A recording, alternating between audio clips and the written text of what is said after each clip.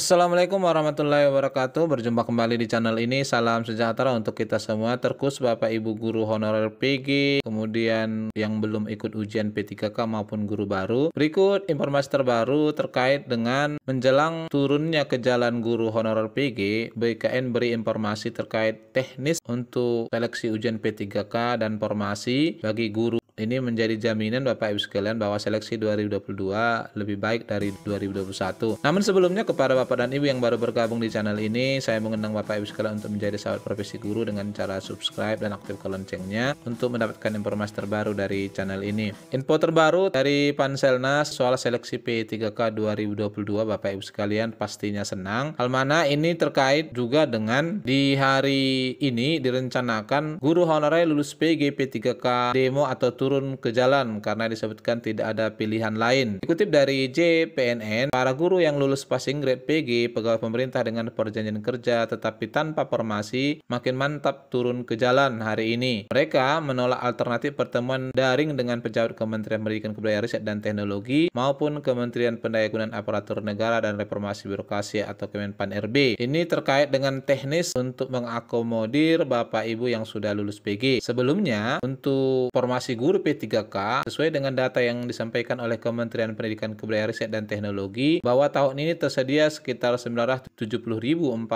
formasi. Ini yang diajukan oleh pusat. Namun kalau kita lihat kendalanya ada pengusulan dari daerah. Nah, terkait inilah informasi resmi ya, penjelasan dari Deputi SDM Aparatur Negara Reformasi Birokrasi. Hal mana beliau menyatakan bahwa Kemenpan RB bersama Kemendikbudristek memastikan pengadaan P3K 2022 lebih mengakomodasi tenaga honorer. Karena itu seleksi peserta P3K guru menggunakan metode observasi dan background check. Artinya rekrutmen P3K guru akan dibedakan antara honorer dan pelamar baru. Bagi honorer yang masa kerjanya di atas 3 tahun atau yang belum lulus PG, belum tempat ikut seleksi P3K guru 2021 akan diberikan kekhususan. Mereka tidak akan diadu dengan pelamar baru yang pengalaman kerjanya di bawah 3 tahun atau belum pernah mengajar. Prinsipnya, proses seleksi antara pelamar baru yang tidak berpengalaman dengan guru honorer termasuk honor K2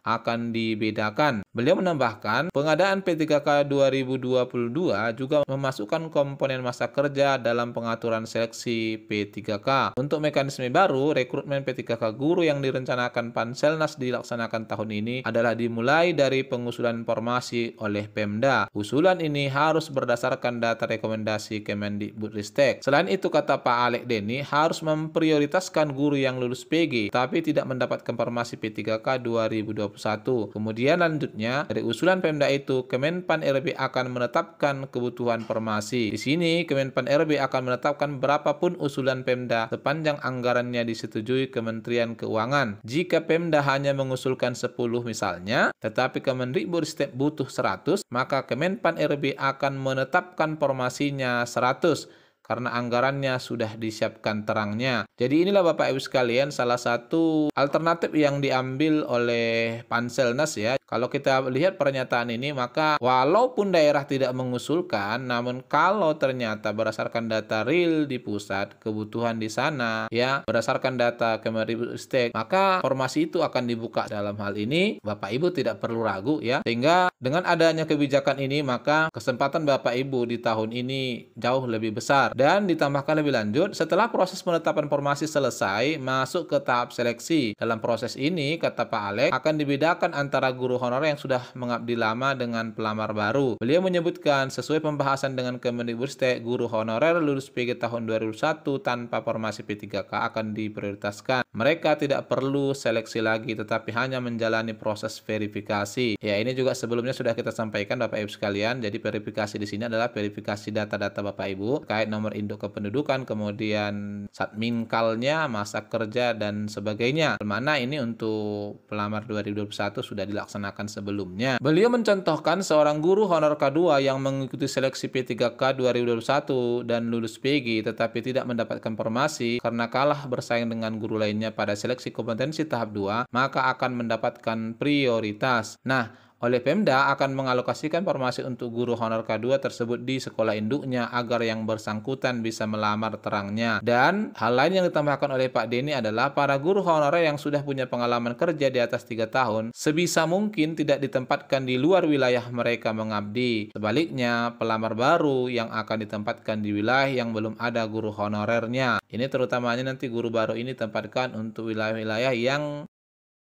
tahun 2021 Bapak Ibu sekalian tidak ada pelamarnya, terutama 3T ya. Nah, ini informasi terbaru yang bisa sampaikan Bapak Ibu sekalian. Semoga bermanfaat. Wassalamualaikum warahmatullahi wabarakatuh.